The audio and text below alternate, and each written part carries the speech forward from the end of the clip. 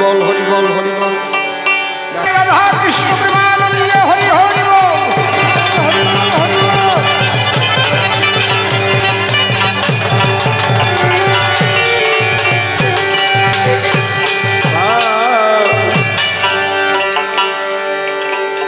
ও কত ভালো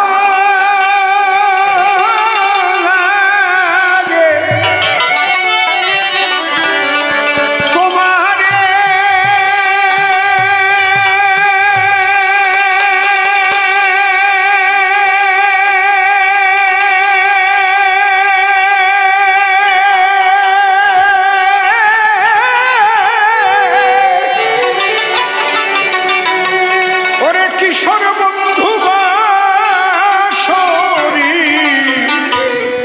বাঁশরি রে কত ভালো লাগে কিশোর বন্ধু বাঁশরি রে কত ভালো লাগে তোমারে কিশোর বন্ধু বাঁশরি রে। তোমার বাঁশি শুনে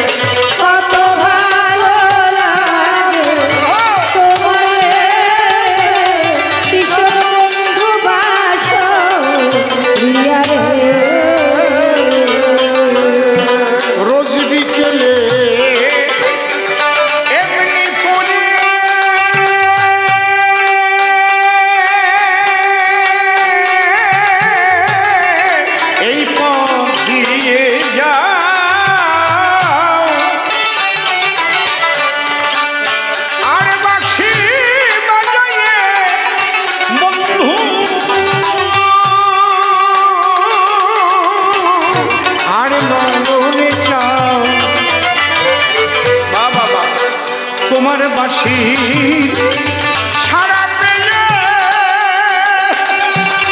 আমি আশা পথ থাকি সারা পেলে আশা পথ থাকি তবে আসবে আবার এই পথে বসরি বাজায়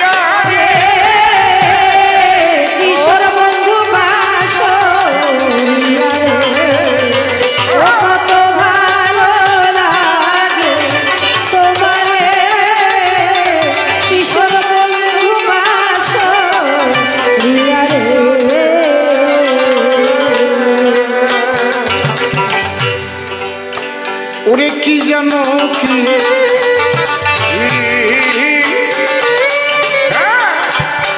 জানে রে বন্ধু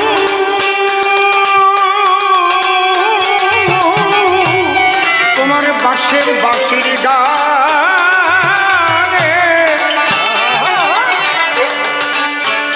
এত ভালো লাগে লাগে কেন বুঝিলা তার মানে কি জানো কি জানে রে তোমার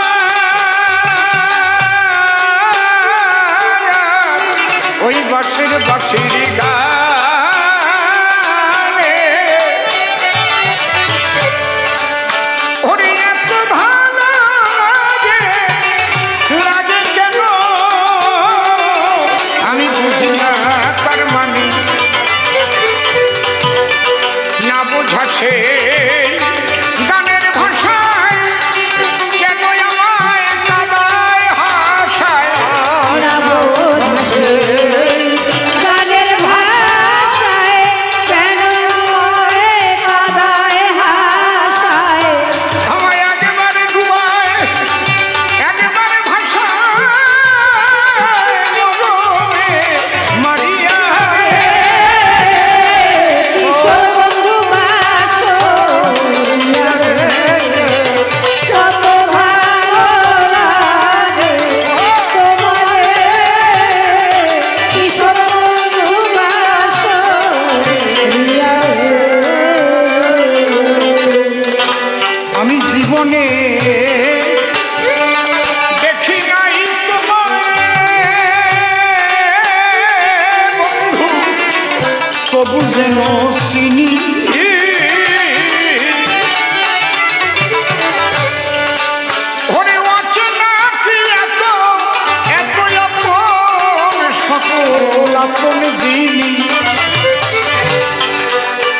কবে তোমার আপন হব মনের কথা ভেবে কবে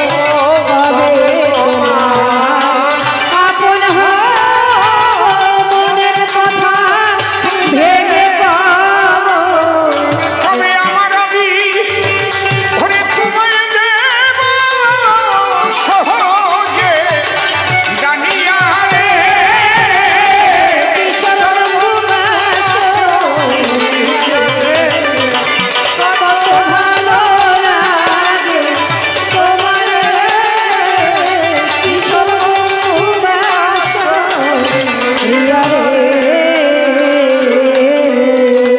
সখিত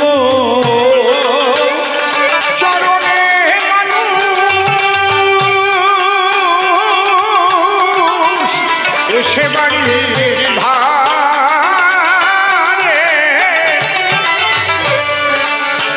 আঘাত দিয়ে ফিরে যায় সে মনের গোপন গাবে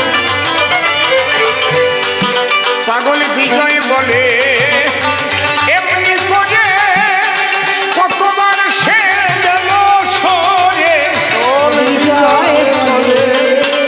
এমনি করে কতবার সে গেল সরে এখন আমি ঘুরে বেড়াই জনম ধরে আপন হারাইয়া রে কিশোর বন্ধু ভালো লাগে তোমারে কিশোর বন্ধু ভাই গো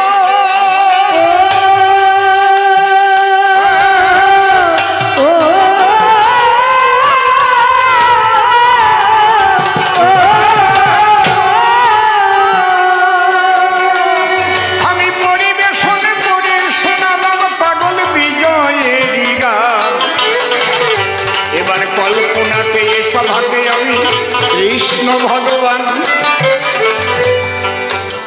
দ্বিতীয় প্রশ্নের জবাব দিলাম সবারই সদন জীব দেহে প্রকৃতি রূপে রয়েছে যে মন একাদশ ইন্দ্রিয়ের মধ্যে বলি তোমার ধারে মনটা ভগবান নয় ইন্দ্রিয় বলে তারে তৃতীয় প্রশ্ন করেছ তুমি দাঁড়াই এ সভায় পক্ষপাতিত্ব দোষ নাকি লেগেছ শ্রীকৃষ্ণেরই গায়ে কুরুক্ষেত্রে যুদ্ধ হলো তুমি প্রশ্ন করিলে তাই আমি নাকি পাণ্ডবদের দলে গিয়ে ভালো কাজ করি না নারদ মুনি এসে প্রশ্ন করে গেছে দান তবে নিরপেক্ষ নই কই আমি কোনোদিনই ভগবান আমার সংবিধান দেখো তুমি তারপরে বলো মোরে আমি কি বাক্য উচ্চারণ করেছি অর্জুনের ধারে যদা যদা হি ধর্মস্য গ্লানির্ভবতি ভারত অভ্যুত্থানম ধর্মস্য তদাত্মানাং স্বীয়মহং পরিত্রাণায় সাধুনাং বিনাশায় চ দুষ্কৃতায় তাহলে কি নিরপেক্ষ কি আমি দয়াল হরি সাধুর পরিত্রাণ করি আর দুষ্কৃতির বিনাশ করিতে আমি আসিবারে পরিত্রাণায় সাধুনাং বিনাশায় চ দুষ্কৃতাং ধর্ম সংস্থাপনায় সম্ভাবামি যুগে যুগে আমি যে নিরপেক্ষ এটা কোথায় আমি বলেছি তার প্রমাণটা আগে দাও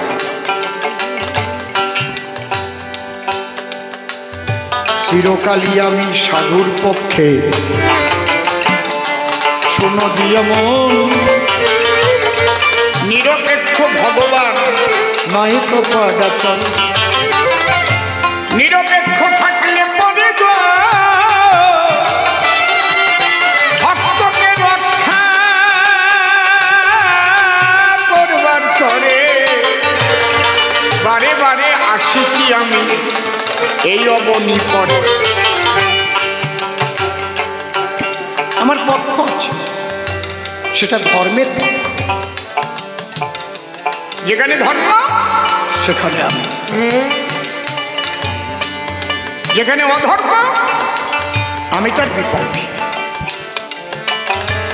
তুমি তো আমাকে আগেও এই কথাটা জিজ্ঞেস করেছিলে, এখন ভুলে গেলে? দেখে নাও,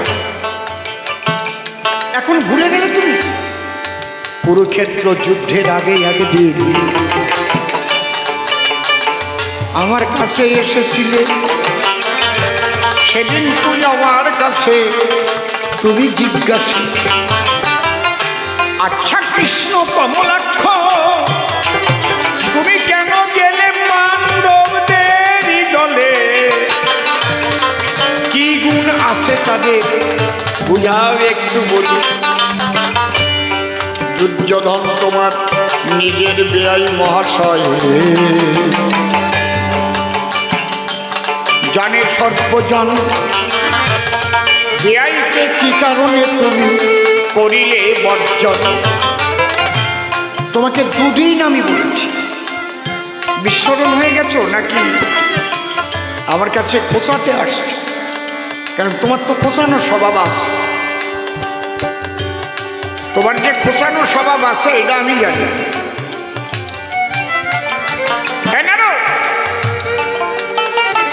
তোমাকে প্রথম একদিন আমি বললাম সূচ সাদৃশ্য, এক পাশে একটা ছোট্ট ছিদ্র, একটা শলাকা দিয়ে তোমাকে পাঠালাম, মনে পড়ে? আমি তোমাকে বলে পাঠালাম তুমি দুর্যোধনের কাছে গিয়ে বলবে এই ছিদ্র পথে একটা হস্তি যাতায়াত করেছে, তুমি বিশ্বাস করো কি না?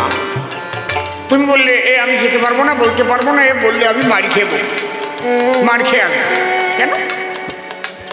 বলি এই ছিদ্র দিয়ে সুতো দেওয়া যায় না, আর হাতি যায়। আমি বললাম যাও গিয়ে বলো, কারণ ধর্মের প্রথমই হচ্ছে স্টেপ বিশ্বাস। যার মধ্যে বিশ্বাস জন্মে নাই তার শ্রদ্ধাও নাই, যার শ্রদ্ধা নাই তার সেবাও নাই। শ্রদ্ধার থেকেই তো সেবা কার্য নাকি? আমি যাকে শ্রদ্ধা না করবো, যার উপর বিশ্বাস না থাকবে, আমি কি তার সেবায় ব্রতী হব? যাও। নারদ গিয়ে ডাক দিয়ে দুর্যোধনকে বলেছিল, দুর্যোধন শোনো রাজন, এই ক্ষুদ্র ছিদ্র পথে একটা হস্তি যাতায়াত করেছে, তুমি বিশ্বাস করো?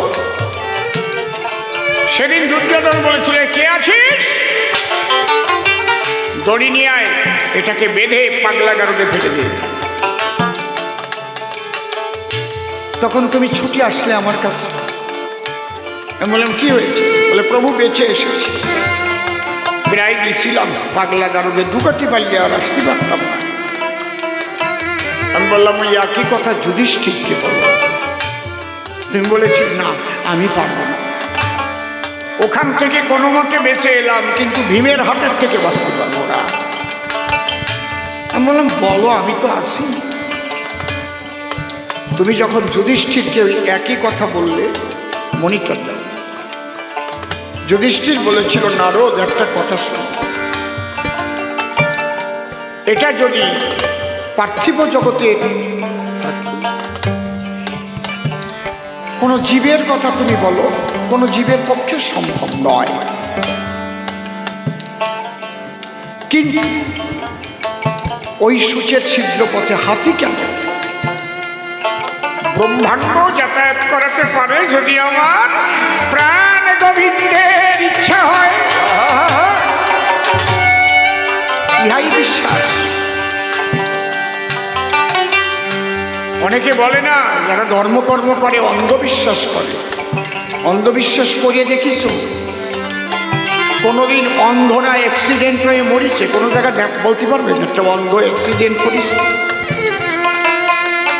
রেলে কাছে মরিছে বা বাসের তলায় পড়েছে, শুনেছেন কোনোদিন? কথা কন না কেন? কোনোদিন শুনছেন?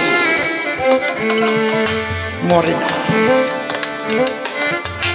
ঠিক তেমন ঈশ্বরের প্রতি যদি কেউ সত্যি সত্যি বিশ্বাস করতে পারে, তাকে ঈশ্বর রক্ষা করে। তুমি কতটুকু বিশ্বাস করছো সেটা হচ্ছে তোমার মনের ব্যাপার। নিজের কাছে তুমি জিজ্ঞেস করো। তুমি লোক সমাজের সাধু সেজে নিজের আভিজাত্যকে প্রকাশ করতে চাওনি তো? নিজের ঐশ্বর্যকে প্রকাশ করতে চাওনি তো? যে লোকে আমাকে দেখবে, সাধু ভাববে, বৈষ্ণব ভাববে, তাহলে তো হবে না। তুমি সত্যি ঈশ্বর বিশ্বাসী কতটুকু?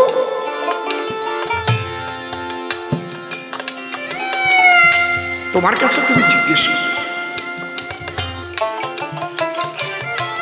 যদি সত্যি কেউ বিশ্বাস করে, যুদ্ধের আগে আগে একটা মিটিং বসল। মূল যোদ্ধা তো অর্জুন। তাহলে অর্জুনের রথের সারথি কি হবে? অনেকে অনেকের নাম বলছে। বাবা কথা বলো না, বাবা বসো,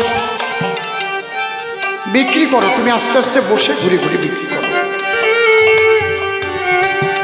গানের জন্য ডিস্টার্ব না হয় এটা লক্ষ্য করো।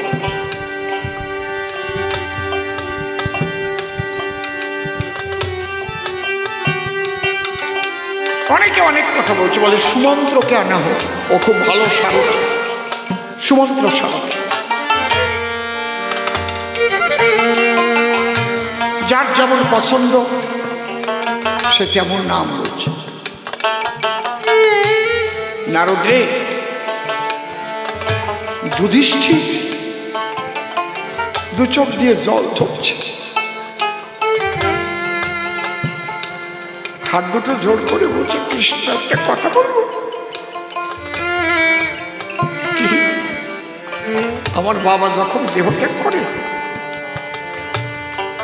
তখন আমার হাত খান ধরে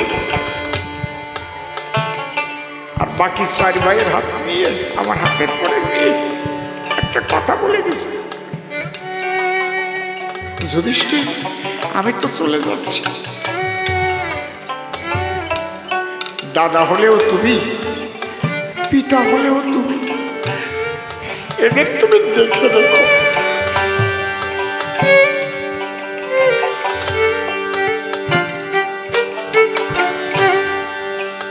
তাই ভীম গোয়ার হলে ওরে আমি তো ফেলে দিতে পারি না। সবাইকে একসঙ্গে একটা ফুলের মতো, বিভিন্ন পাপড়ির মতো একটা বোটায় আমরা আছি। তবে কৃষ্ণ, তোমার ইচ্ছা পূর্ণ হোক। আজকে তোমার ইচ্ছা ধর্মরাজ্য প্রতিষ্ঠা করবে। তুই অন্যায়ের বিরুদ্ধে আজকে হবে যুদ্ধে যেতে। তার জন্যে আজকে এমন একটা দিন, আজকে আমি সুযোগ পেয়েছি। কৃষ্ণ, আজকে ওরা 4 ভাই আর আমি, আমরা তোমার শ্রীপদ পদ্মে সব সমর্পণ করে দিলাম। অর্জুনের সারথি তুমি হও।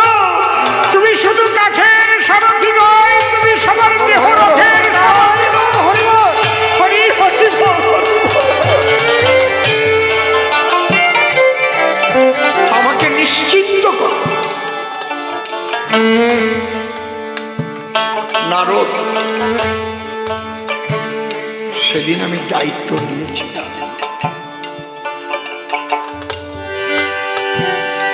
আমি বলেছিলাম, দাদা এত বড় দায়িত্ব আমাকে দিলে আমার ভুল রথ পরিচালনার জন্য যদি কারো মৃত্যু ঘটে, যুধিষ্ঠির বলেছিল, তোমার ইচ্ছা পূর্ণ হোক কৃষ্ণ, তোমার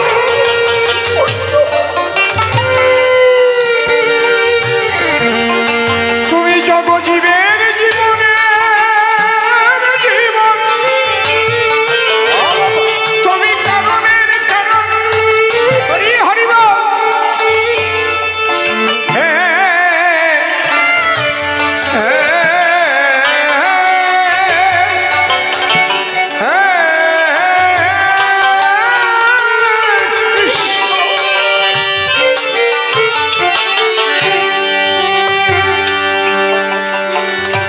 কারণ আমি কেন তাদের পক্ষে ছিলাম গো?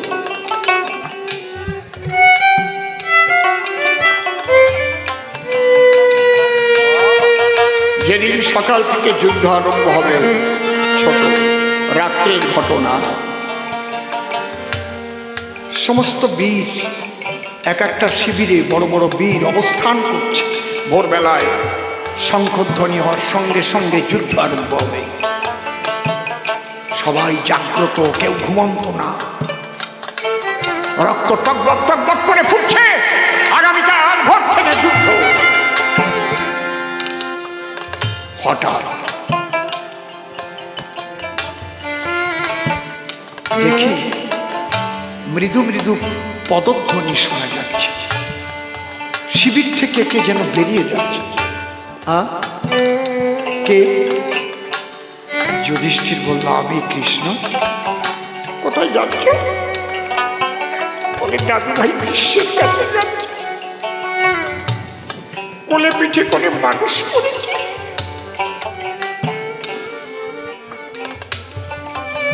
আমি বললাম, দাদা ও তো শত্রুপক্ষ, শত্রুপক্ষের কাছে যাচ্ছ এখন?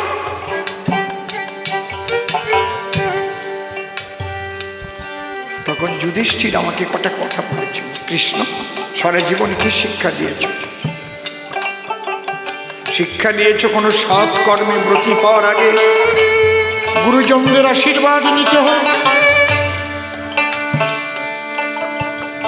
বাড়িতে কোনো পূজা পার্বণ হলে মাতা পিতা থাকলে, ঠাকুরমা ঠাকুরদাদা থাকলে পূজায় বসার আগে তাদের কাছে প্রণাম করে আগে তারপরে পূজায় গিয়ে বসতে।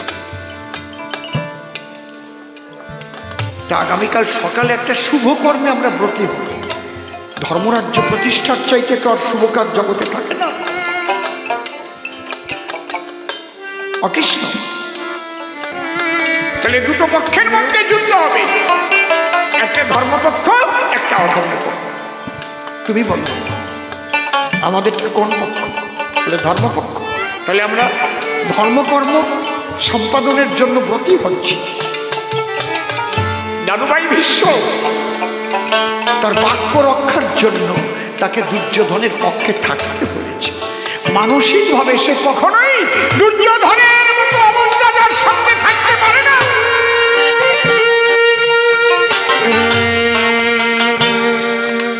কিন্তু সে ভীষণ প্রতিজ্ঞা করে বিশ্ব নাম পেয়েছিল। এই হস্তিনার সিংহাসনে যে যখন বসবে চিরকাল তার সঙ্গেই থাকবে।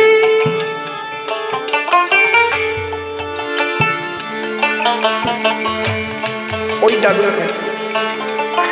আমি একটি বাচ্চাই দাদুর চরণে স্পর্শ করে একটা প্রণাম করে তার আশীর্বাদ দিয়ে আসি।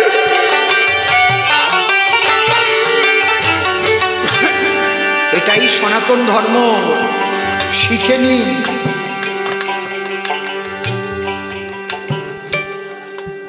কি শিক্ষা দেয় সনাতন? আমি বললাম, দাদা যাও, আমি আর মানা করব না। যুধিষ্ঠির ধীরে ধীরে বিশ্বের শিবিরের দ্বারে গেল।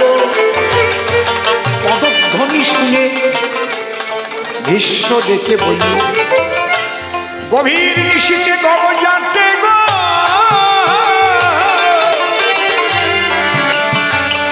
কে বা তুমি এলে? বলো বলো পরিচয়টা, বলো তুমি দাদু। আমি যুধিষ্ঠির। যুধিষ্ঠির, কি হেতু বলো তবু আগমন? বলে, দাদু মস্তকে হস্ত রেখে আশীর্বাদ করো।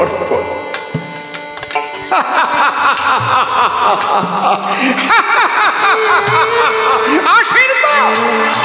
বুঝতে পেরেছি, ভয় পেয়েছ।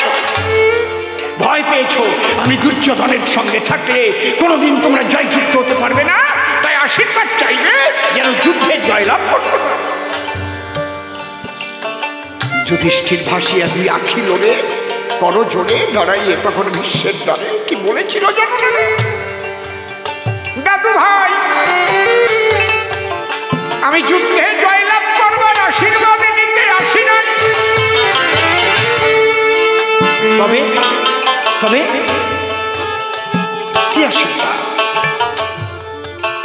কখনো বলবো না যুদ্ধে যেন জয়লাভ করি। অত নগণ্য আশীর্বাদ যুধিষ্ঠির কখনো তোমার মতো মহান ব্যক্তির কাছে চাইতে পারে না। তবে কি মস্তকে হস্ত দিয়ে আশীর্বাদ দেওয়া আমাকে সর্ব অবস্থাতে যেন কৃষ্ণ চরণে মুখ থাকে। কৃষ্ণ চরণ কখনো বিস্মরণে যেন না। এই আশীর্বাদ দাও করে গভীর নিশিতে এসেছি এইটুকু নির্ভর করে। জয় পরাজয় জীবন মরণের ধার ধারি না, একটা আশীর্বাদ আজ করে দাও। সর্ব অবস্থায় যেন কৃষ্ণ পদে আমার মতি থাকে।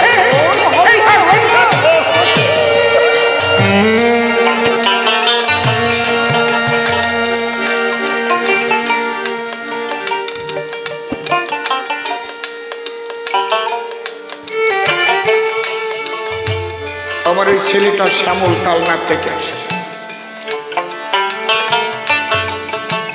কালনা গোপাল ফার্নিচার। কয়েক বছর আগে হঠাৎ আমারে ফোন করেছে, বাবা একটা ভালো খবর আছে। কি খবর? তোমার নাতি বাঁচে কি না বাঁচে?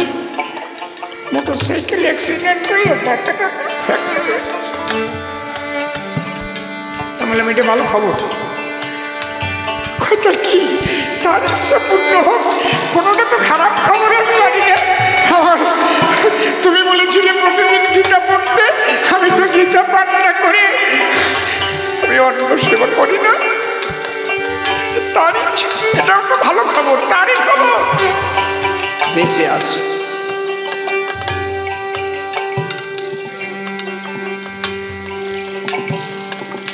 ভয়ঙ্কর অ্যাক্সিডেন্ট। তাহলে আজকে যুধিষ্ঠির কি আশীর্বাদ চাইল গো? জয় পরাজয়ের ধারণাধারী দাদু ভাই তোমার কাছে নিবেদন করি, সর্ব অবস্থায় যেন কৃষ্ণ পদে মতি থাকে, কোন অবস্থায় যেন কৃষ্ণ চরণ বিস্মরণ না হয়। জয় জয় ভক্তের আনন্দে হরি হরি হরি হরি হরি।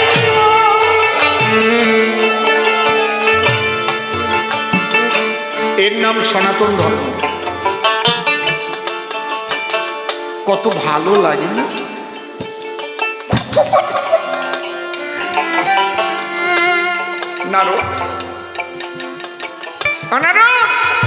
আমি তাকে সমর্থন করেছি। তুমি বলবে আমি কাকে সমর্থন করতে পারি? এমন মানুষটিকে সমর্থন আমি করব না? এমন মানুষের পক্ষ আমি নেব না? তাহলে ধর্মরাজ্য আমি কাদের দিয়ে প্রতিষ্ঠা করব?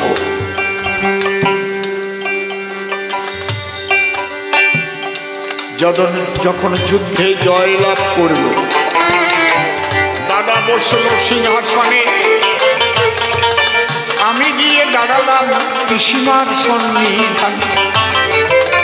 কুন্তি আমার পিসিমা। গিয়ে বললাম, পিসিমা কি তোমরা যখন বনে ছিলে আমি সাথে ছিলাম সবসময়, যে কোনো বিপদে পড়েছ,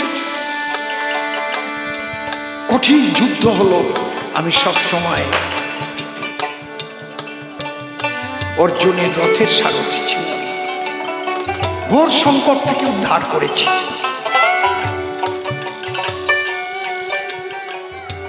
প্রাণ যায় যায় মাটির নিচে পর্যন্ত লুকিয়ে গেছে। দাদা এখন রাজা হয়েছে, পিসিমায় আমার কথা লও, দয়া করে এইবার তুমি আমায় বিদায় দাও। এখন তো আমার অনেক কাজ আছে, আমি বিদায় হইতে এসেছি। এখন এখন তোমরা সুখে শান্তিতে হস্তিনায় বসবাস করো। অনার আমার পিসিমা কুন্তি তখন বলো, যুধিষ্ঠির, অর্জুন, ভীম, নকুল, সহদেব, দ্রৌপদী, ওরা সবাই চলে আয়, চলে আয়, চলে আয়, চলে আয়, সিংহাসন থেকে নেমে আয়। সবাই এসে পিসিমার পায়ের পাশে করজোড়ে বসে। আমার কি টোপলাবাদ বনে যাব,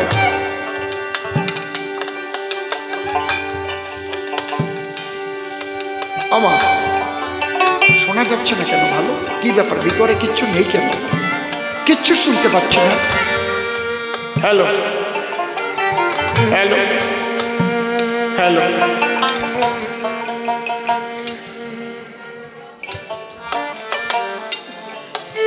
মা, এখন বনে যেতে বলছো কেন?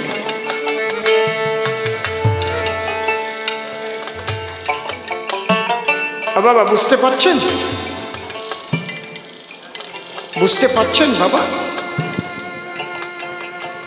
ও আচ্ছা, হ্যালো। এই মনিটরগুলো বাজে না নাকি? বনে যাবো কেন? বলে কি বলছে কৃষ্ণ? শোন, তুই পেয়েছিস সিংহাসন, এই জন্যে বিদায় নিতে এসেছে কৃষ্ণ শ্রী মধুসূদন। যে সিংহাসন পেলে কৃষ্ণ আমাদের ফেলে বিদায় নিতে চায়। মনে করি ভাবনা আমরা সেই সিংহাসনে আর বসবো না, তার চাইতে আমরা বনবাসে যাব, ভিক্ষা করে খাবো, আমরা কৃষ্ণকে পাবো।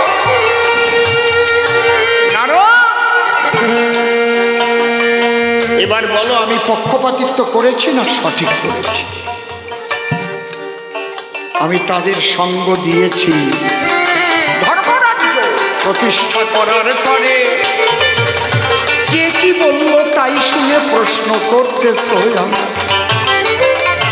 তুমি বুঝিয়ে বলতে পারতে সকলার ধারে ভগবান শ্রীকৃষ্ণ ধর্ম রক্ষা করে। আমার এভাবে আসবে না, ভিতরে কেউ আসবে না, ওখানে বসে প্রণাম করো। তুমি যেমন ভাবলে ওইরকম যদি সবাই ভাবতো, যদি সবার একটু শোয়ারও হয় তারপরে কি হবে? তুমি তো ভাবলে আমি একটু শুয়ে গেলাম, সবাই যদি ভাবে যে আমি একটু শুয়ে আসি।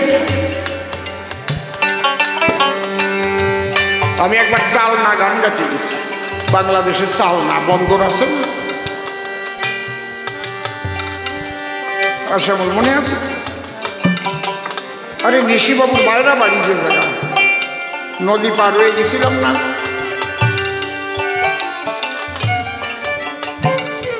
আসর পর্যন্ত পৌঁছানোর তো কায়দা নাই। কোন কায়দায় পৌঁছে? একটা খাল অল্প একটু জল আছে, ওটা সারে পার হতে হবে। ওই সারের তলায় দাঁড়ায় রয়েছে, পাওটা নিয়ে ধরতেছে হাজার হাজার লাখ লাখ মানুষ। একেবারে ধারে ধারে আইসি তো, যে জায়গা একটু খালি কম, আমারে টানিয়ে খালের মধ্যে ফেলাই দিচ্ছে, জামা টামা ছিঁড়ে পড়ে গেল। চরণ দিয়ে যাইতেই হইবে, গান গাবো কি? তারপরে পুলিশ, ওই বাংলাদেশের পুলিশ আমার দুইজন কান্দে নিয়েছে, কান্দে নিয়ে যাই হাসরে ফেলাইছি। তারপরে কয় দাঁড়ান, সবাই কয় ধুলি, আমাদের একটু ধুলি দিয়েই যাইতে হইবে। কয় আমরা এক বস্তা ধুলি নিয়ে আসতেছি, আপনি একটু পাও ঢুকাই দেন তো, সরাই দিই আমরা। আপনি যেভাবে আসলেন যদি প্রত্যেকে আসা আরম্ভ করে, এই জন্য আমরা বারণ করি। আর একটা কথা জেনে রাখবেন, আমার কাছে এসে প্রণাম দেওয়ার কোনো দরকার নেই। আমি যে আলোচনাগুলো করি, মন যার বিশুদ্ধ, শ্রীকৃষ্ণ তার কাছে আসতে বাধ্য। ভগবত কৃপা সে লাভ করবেই করবে, এটা হচ্ছে আসল ধর্ম কথা। তাহলে মন বিশুদ্ধ করতে হলে কি লাগবে? বাক্য সত্য, ব্রহ্মচর্য, ব্যভিচার থেকে নিজেকে দূরে রাখতে হবে। আর তাই না হলে জীবন ভরে আপনি প্রণাম করে যান, পুজো করে যান, কাজ কিন্তু হবে না, সাময়িক হবে। সাধুসঙ্গ করবেন, সাধুর কথা গায়ে লাগলে সাময়িক, কিন্তু আবার যখন আপনি আপনার ডেরায় চলে যাবেন আপনি আপনার মতো হয়ে যাবেন। একদম খাঁটি ধর্ম কথা যেটা সেইটা করছি। এই জন্য প্রথমেই বলেছি মন করতি পাপানি মন লিপ্পন্তে পাতকা মন মনা ভুক্ত সবাই আপনারা মনটাকে বিশুদ্ধ রাখার চেষ্টা করুন। মন বিশুদ্ধ রাখার একটাই পথ, মন আর মুখ এক করে চলা। কয়ে দিলাম, একেবারে মূল কথা কয়ে দিলাম। মনে যা থাকবে যেন মুখে তাই থাকবে। মনে একরকম থাকবে, মুখে আর একরকম থাকবে, আছে না? একটা গল্প মনে পড়েছে, শুনেছেন অনেকবার। এক রাজনৈতিক নেতা বক্তব্য দিচ্ছে, ওর আবার খৈনি খাওয়ার বাতিক আছে। ওই 20 মিনিট 40 মিনিট পর পরই খৈনি খায়, পকেটে ওই খৈনির কটু আছে, একদারে চুল আর একদারে তামাক থাকে না। বক্তব্য দেওয়ারে এখন বলছে, বন্ধুগণ, আমি যদি ভোটে জয়লাভ করতে পারি তাহলে আমি সমাজের সাদা কালো রাখবো না। ওর খৈনি খাওয়ার বাতিক সেতেছি। এই কইয়ে কোটো বের করে চুন নেছে, এই যে সাদা, আমি প্র্যাকটিক্যাল দেখাতে ভালোবাসি। সাদা কালো ওই তামাক নেছে। এই কি করতেছিস? আর ওই তামাক নেছে, বলে আমি সাদা কালো সব মিশিয়ে দেবো।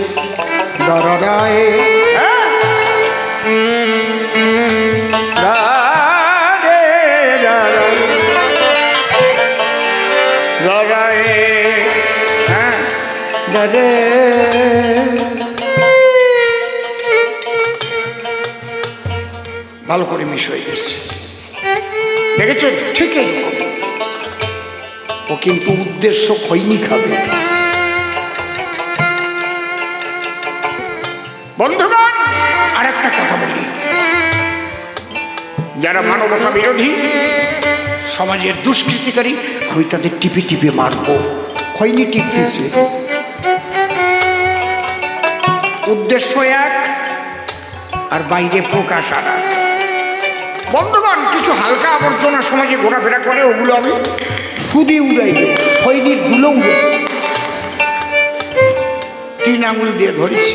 সবচেয়ে দুঃখের বিষয় কি, ওপার বাংলা থেকে যে মানুষগুলো এসে রাস্তার পাশে বসবাস করছে, এমন দরিদ্র মানুষ, তারা খেতে পায় না। আমি তাদের কাছে যাব, তাদের মুখে এক মুঠ অন্ন তুলে দেবো। এই করে খৈনি খাইছে, ওরা ডিম দেবে, নিজে চুরি করে খাবেন, রেশনের চালও চুরি করে খাবেন। হরিবল হরিবল।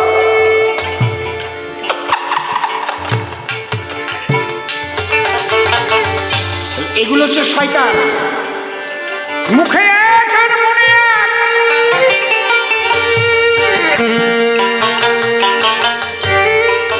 এর পূজা পার্বণ, নামাজ, রোজা, ধ্যান ধারণায় কোনো কাজ হবে না। কি কইছি মনে দিচ্ছ? মন মুখ এক থাকিলে তারই সাধন ভজন হয়। মন মুখ এক রাখা কিন্তু অত সহজ নয়, চেষ্টা করতে করতে হবে না।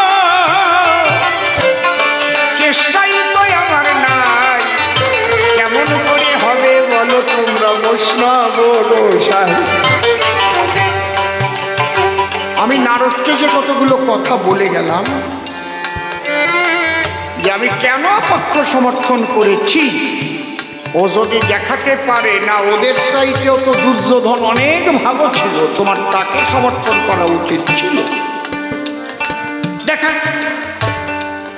দেখি এরপরে সে এসে কোনো কোনো কথা বলে, কোন ভাবের ভাবধারা সে উঠাইয়ে তোলে। প্রথমবারে বেশি তারে আর বলবো কিসের দায়, সে এসে কি বলে আমার বন্ধারই তো নয়। যেভাবে সে যাবে আবার আলোচনা করে, আমি এসে জবাব দেব আসরে পুনতারে। 3খানা প্রশ্নের জবাব বাকি রাখি নাই, এবার নূতন প্রশ্ন কি করে দেখি না রে গোসাই। আমার মনে আছে। এবারে গোপন ভাবো, সুন্দর করে ব্যাখ্যা করে আরো তারে বুঝাবো। বেশি বেশি একা আমি বলিবারে গেলে দেখা পাবে না রঘুনি অমনি তাহার গেলে। আমাকে তো বলতে দেয় না, একা একা বলে দেখবেন তেলে বেগুনে উঠবে নারদ ঝুলি। তবে নারদ তুমি মানমর্যাদা রেখে করবে আলোচনা। তুমি ভক্ত, আমি ভগবান কৃষ্ণকে লেশোনা। আপনারা সবাই মিলে শান্ত হয়ে বসে যান, অনেকক্ষণ চলবে আমাদের এই যে কবি গান। এরপরে নিশিবাবু আসবে নারদের ভূমিকায়, নূতন নূতন প্রশ্ন করবেন দাঁড়ায় সভায়। তার প্রশ্ন শেষ হলে আমি আবার সভাতে আসিব, আমি এসে রসভাষে জবাব দিয়ে যাব। আগামী দিনও হবে আমাদের এই কবি গান।